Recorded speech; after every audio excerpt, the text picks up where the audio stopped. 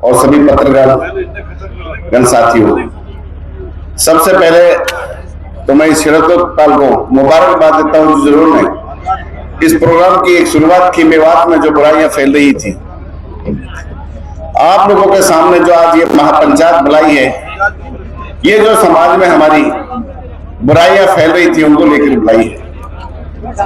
तफसील से सभी वक्ताओं ने आप लोगों को बता दिया कि जिस तरह से इसराइल ने एजेंडा पढ़ के सुनाया, जो 5 मेन बुराइयां फैल रही। नंबर 1 दहेज की है, गौकशी की है, एजुकेशन की है जिनको हम बच्चों को नहीं पढ़ा रहे हैं, फिर ओलेक्स की है और सोशल मीडिया की है।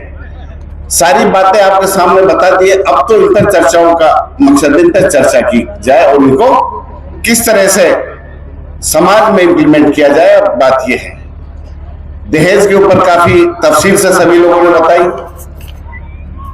कि जिस तरह से दहेज दिया जा रहा है और लिया जा रहा है वो एक अच्छी आने वाली नस्लों के लिए ठीक नहीं है। गरीब आदमियों की बेटियों की शादी नहीं होती।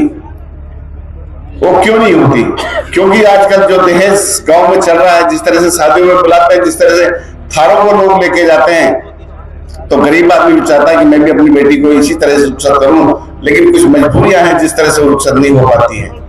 तो इस पे चर्चा की जाए कि इसको कैसे खत्म किया जाए, इसमें किस तरह से लगाम लगे। जो अगली हम जो महापंचायत रखेंगे वो चर्चा के लिए होंगी और एक कमेटी बननी चाहिए।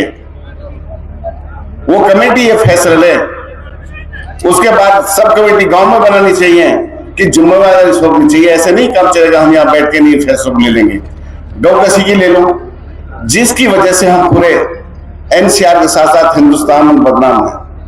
क्या जरूरत है इस गौकशी को करने की? मैं तो ये कहता हूँ कोई भी गौकशी के इस पर चर्चा होनी चाहिए। गांव में सरपंच की मौजूदा आदमियों की ड्यूटी लगानी चाहिए। मानता हूं सरपंच एक जीता हुआ होता है, एक हारा हुआ होता है।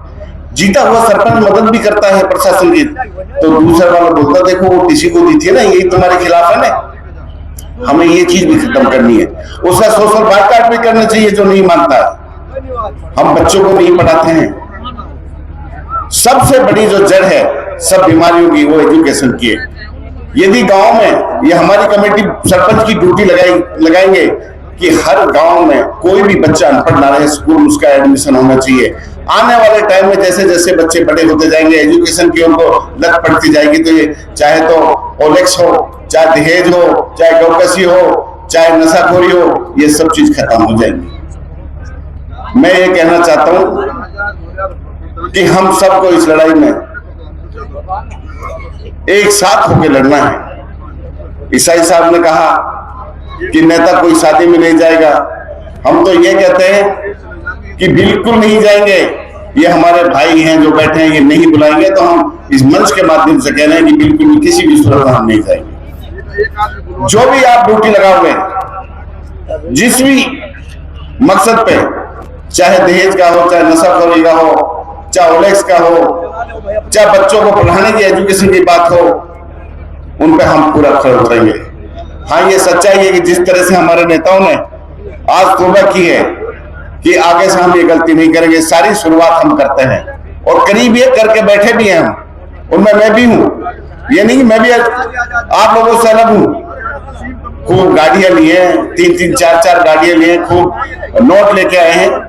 वो गलत है, वो समाज को मैसेज बहुत गलत गया है। और इंशाल्लाह उम्मीद है कि जो हमारे भाई ये नेता हैं, जब हम सुधरेंगे तो हमारी जनता इंशाल्लाह उसको जरूर अमल में लाएगी। अस्सलाम वालेकुम।